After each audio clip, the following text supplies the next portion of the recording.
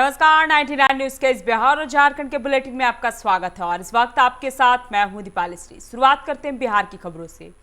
बिहार विधानमंडल के बजट सत्र का आज 15वां दिन है। नेता प्रतिपक्ष तेजस्वी यादव राजद के सभी विधायकों के साथ राजभवन मार्च कर रहे हैं। मंत्री रामसूरत राय के मामले को लेकर विधानसभा में जमकर हंगामा हुआ।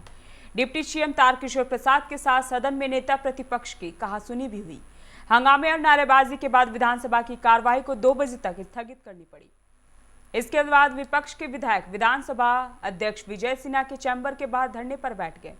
तेजस्वी और तेज प्रताप यादव ने चैम्बर में अध्यक्ष के साथ मुलाकात की। सदन में तेजस्वी ने कहा कि मंत्री रामसूरत राय के खिलाफ पूरा सबूत है। विपक्ष की बात सदन को सुननी पड़ेगी। साक्ष्य दे रहा हूं, मंत्री पर सरकार कार्रवाई करे। इस पर डिप्टी सीएम तारकिशोर प्रसाद ने कहा कि यह ठीक नहीं है, बर्दाश्त नहीं किया जाएगा।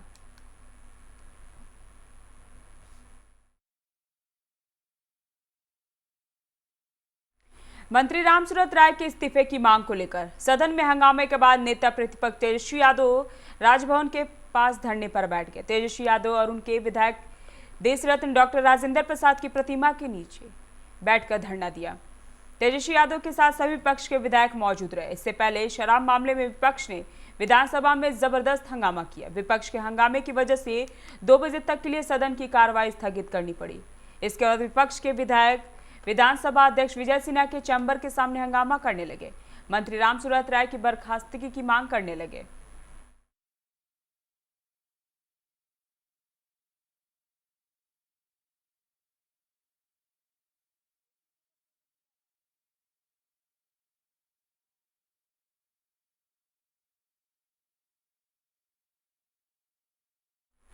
आज सुबह सुपौल में मिश्री लाल शाह सहित उनके परिवार के 5 सदस्य फांसी के फंदे से झूलते मिले। इस घटना के बाद पूरे इलाके में सनसनी फैल गई, जबकि यह घटना की पूरे प्रदेश में चर्चा का विषय है। बड़ी बात यह रही कि मौत को गले लगाने से पहले परिवार के सभी सदस्यों ने अच्छा खाना खाया था, नए कपड़े पहने थे।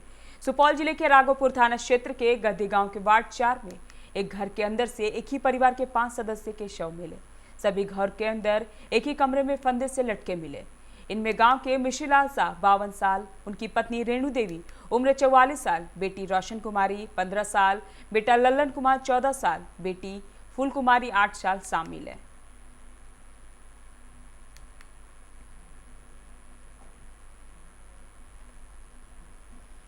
बेगूसराय में एक चचेरे भाई ने जब 13 साल की नाबालिग बहन का रेप किया तो गांव वालों ने इस कृत्य का उसे अंजाम दिखा दिया।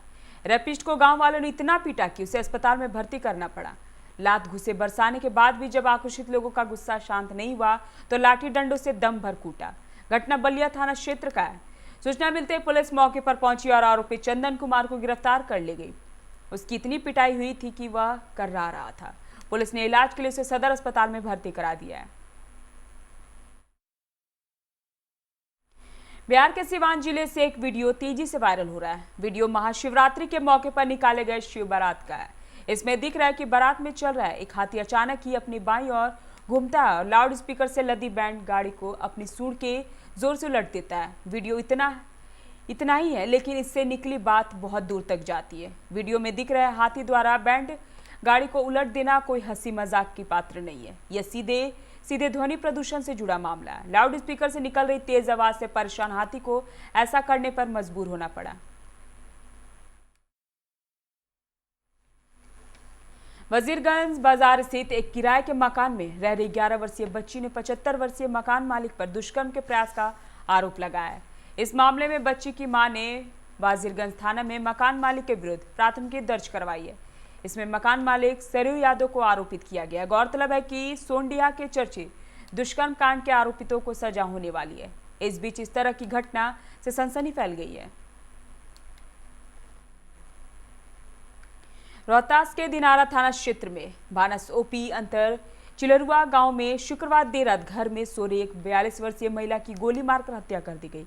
मृतक महिला सुरेंद्र शाह की पत्नी सरोज देवी थी। सूचना मिलते ही स्थानीय पुलिस के अलावा विक्रमगंज के एसडीपीओ राजकुमार, इंस्पेक्टर सुबोध कुमार घटनास्थल पर पहुंचे। जांच पड़ताल के बाद शव को पोस्टमार्टम के लिए भेज दिया गया। बेगूसराय में मायके से 2 लाख रुपए नहीं मांगने पर एक पति ने पत्नी को इतना पीटा कि उसकी जान चली गई।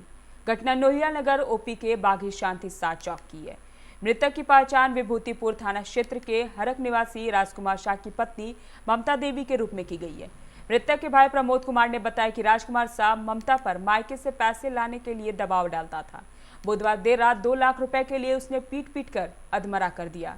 इसके बाद उसे इलाज के लिए सदर अस्पताल में भर्ती कराया गया। गंभीर हालत देख डॉक्टर ने उसे रेफर कर दिया था। शनिवार को ममता की मौत हो गई, जिसके बाद पुलिस ने शव को कब्जे में ले लिया। राष्ट्रीय सब जूनियर महिला हॉकी चैंपियनशिप के लिए 20वें मैच में झारखंड की टीम ने शानदार प्रदर्शन करते हुए महाराष्ट्र को एक तरफा मुकाबले में 10 से 0 हराया। इस मुकाबले में झारखंड की टीम शुरू से महाराष्ट्र पर हावी रही। झारखंड टीम की फुलमनी भेंगरा ने 2, 13 एवं 38वें मिनट में गोल कर पूरे मैच में 3 गोल किए। बागमारा के बरोरा थाना क्षेत्र के निश्चितपुर 2 पंचायत स्थित खुनाटी बस्ती और नवाडी बस्ती के बीच रास्ता में जंगल के समीप नग्न अवस्था में लगभग 45 वर्षीय व्यक्ति का शव पाए जाने से क्षेत्र में हड़कंप मच गया। पेड़ से मृत व्यक्ति का शव लटका देखा गया। शव का गर्दन में गमछा के सहारे पेड़ से लटका हुआ जमीन पर बैठा हुआ है। इसकी खबर मिलते ही आसपास के गांव में हड़कंप मच गया। लोगों को आशंका थी कि हत्या कर शव को छपने के लिए यहां रख दिया गया है। इस रास्ता का प्रयोग लोग बहुत कम करते हैं, इसलिए लोगों को पता देर से चला। शव की सूचना पाकर बरोरा सब इंस्पेक्टर उपेंद्र कुमार सल दल बल के साथ मौके पर पहुंचे और शव को अपने कब्जे में ले लिया।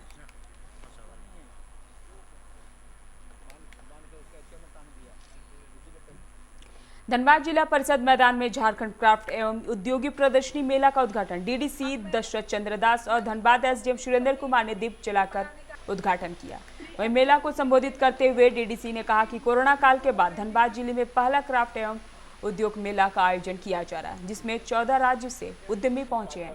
खासकर मेला में लघु और कुटीर उद्योग के साथ स्वदेशी सामान को बढ़ावा देना है। वहीं इस मेले में झारखंड के सभी जिले से अपने हाथों के बने सामान लेकर जिला परिषद मैदान में पहुंचे हैं।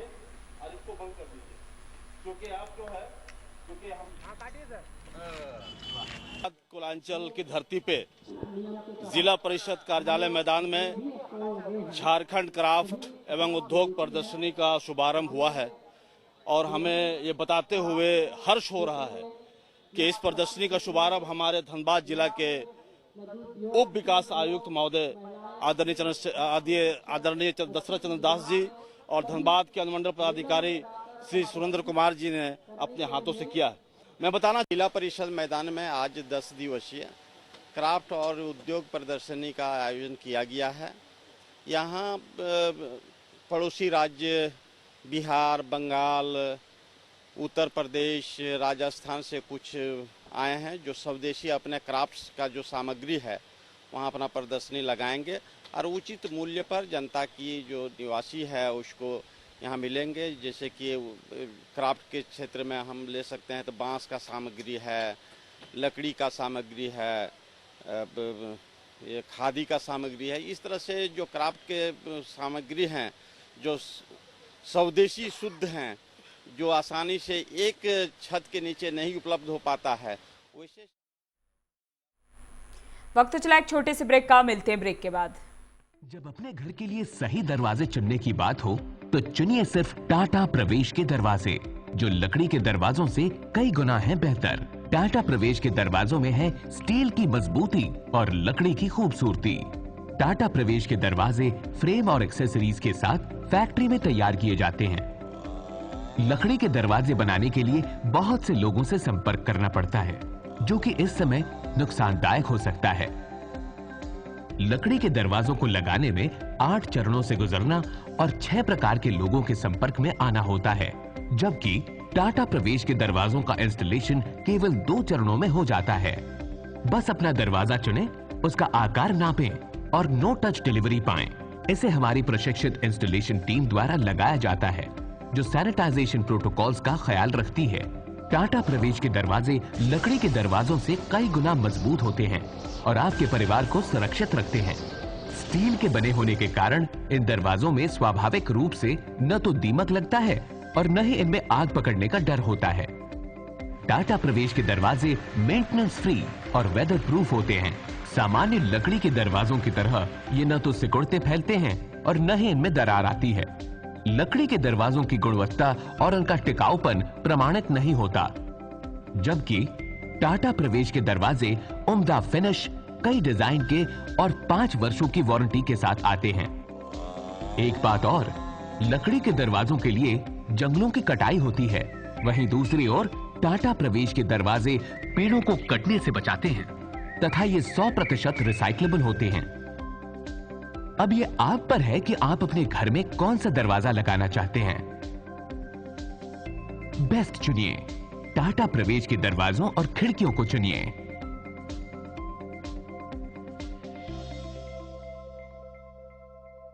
Authorised distributor Shri Ram sales, GT road, Govindpur, Dhanbad. आप इस नंबर पर संपर्क कर सकते हैं 7004709213, 9534400091। Hey, I'm sexy Mr. Brown, a prince who's just been crowned. I can brighten up your day, 'cause I'm so sunny. Hey, I'm sexy Mr. Brown, heading out to town. You can hate me all the way, 'cause I got my honey. And that's not funny, my honey makes me sing all night. Na na na na na na na na na. Yeah.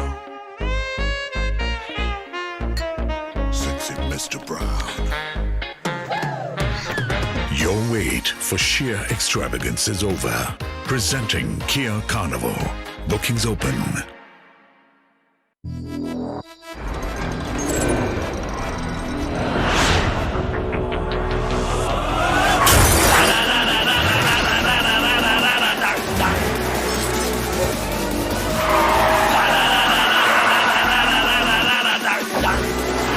Tufana Blopania flow room, I go into your song. Can you catch me? No. Can you match me? No. Make मुझे album the roads.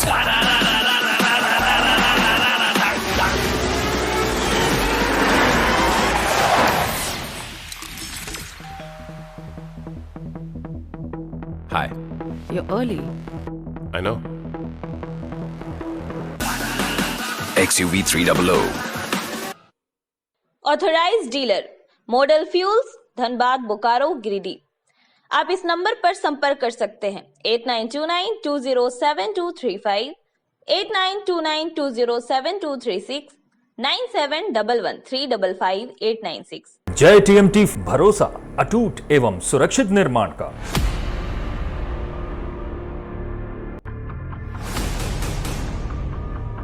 भरोसा अटूट एवं सुरक्षित निर्माण का। जय TMT 500D।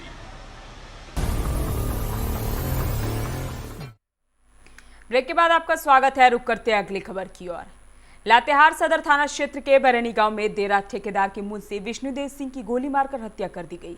मृतक ठेकेदार विजय प्रसाद के कोने में धरधरी नदी पर चल रहे पुल निर्माण कार्य की देखरेख करता था और पास में ही कोने में बर्फ पकौड़ी की दुकान चलाता था। हत्या का कारण नक्सलियों की लेवी मांगे जाने के मामले में बीच बचाव करना और मामले की सूचना थाने को देना माना जा रहा है। मृतक सदर थाना क्षेत्र के बिनगड़ा गांव के रहने वाले थे और लातेहार थाना में ठेकेदार विजय प्रसाद के साथ लेवी मांगने व जान से मारने को लेकर जेएमपी पर मामला दर्ज कराकर अपने घर जा रहे थे। इसी दौरान बरैनी गांव के सरना स्थल पर जेजेएमपी उग्रवादी संगठन के द्वारा गोली मारकर हत्या कर दी गई। कोलेरी के निजीकरण के खिलाफ कोल माइंस वर्कर्स यूनियन ने श्यामपुर कोलेरी में केंद्र सरकार के खिलाफ जमकर प्रदर्शन किया। कोल माइन वर्कर्स यूनियन के वरीय नेता उपेंद्र सिंह ने कहा कि आज का प्रदर्शन केंद्र सरकार के निजीकरण नीति के खिलाफ है। केंद्र सरकार द्वारा हर वस्तु या उद्योग धंधे से जुड़े कामों को निजीकरण कर रही है। उन्होंने कहा कि प्रदर्शन के माध्यम से लोगों को जागरूक किया जा रहा है कि केंद्र सरकार को अगर अभी रोका नहीं गया तो भविष्य में लोगों को काफी परेशानियों का सामना करना पड़ेगा।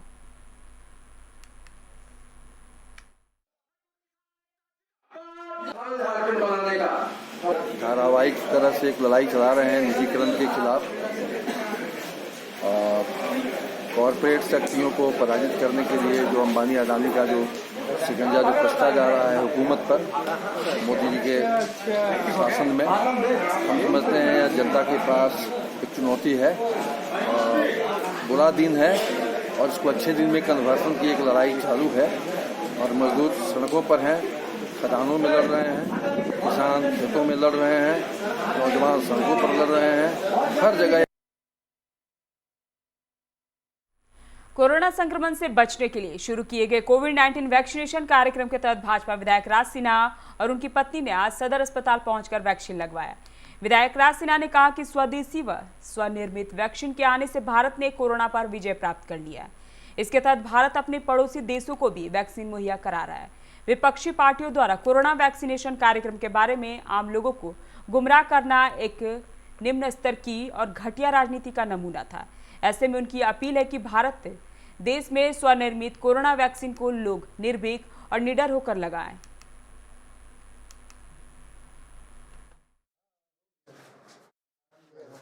लोगों से कि बहुत जरूरी है और विश्व में कोरोना से लड़ाई लड़ते हुए भारत अब जीत चुका है और केवल भारत ही नहीं, विश्व के कई एक देशों को भारतवर्ष ने टीका उपलब्ध कराया है।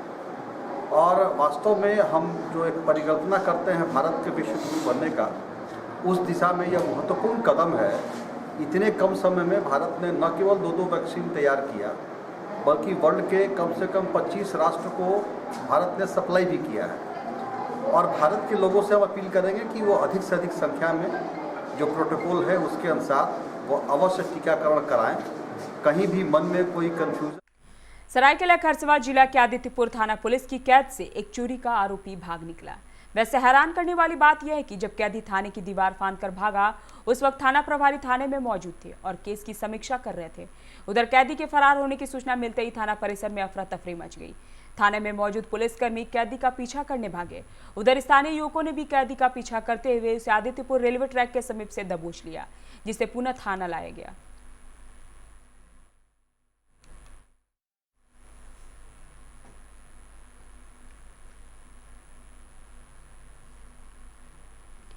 धनबाद क्रिकेट एसोसिएशन ने 2 जिलों के अधिवक्ताओं के बीच दोस्ताना क्रिकेट मैच का आयोजन सिंपर स्टेडियम में किया गया।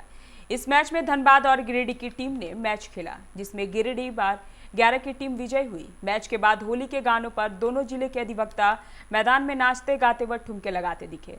धनबाद क्रिकेट एसोसिएशन और धनबाद बार लाइब्रेरी के लोगों ने संयुक्त रूप से बताया कि पूर्व में भी इस तरह के फ्रेंडली क्रिकेट मैच का आयोजन अधिवक्ताओं के बीच होता रहता है, लेकिन कुछ कारणवश बीच की अवधि में मैच का आयोजन नहीं हो पाया था। इस बार क्रिकेट मैच का आयोजन किया गया, जो कि काफी प्रशंसनीय है।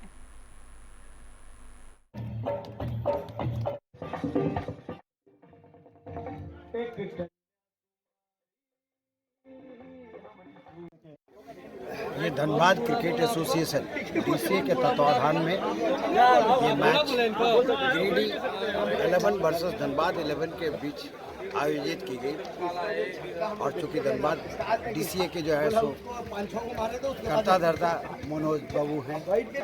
Dhanbad advocate 11 versus Giridih advocate 11 के बीच में मैच खेला गया। एडवोकेट फ्रेंडशिप कप के नाम से मैच ऑर्गेनाइज किया गया, जिसमें धनबाद टीम के जो अधिवक्ता है सभी लोगों ने भाग लिया और आज गिरिडीह टीम इस मैच को जीती फ्रेंडशिप। अभी के इस बिहार और झारखंड के बुलेटिन में फिलहाल इतना ही। बने रहे 99 न्यूज के साथ। नमस्कार।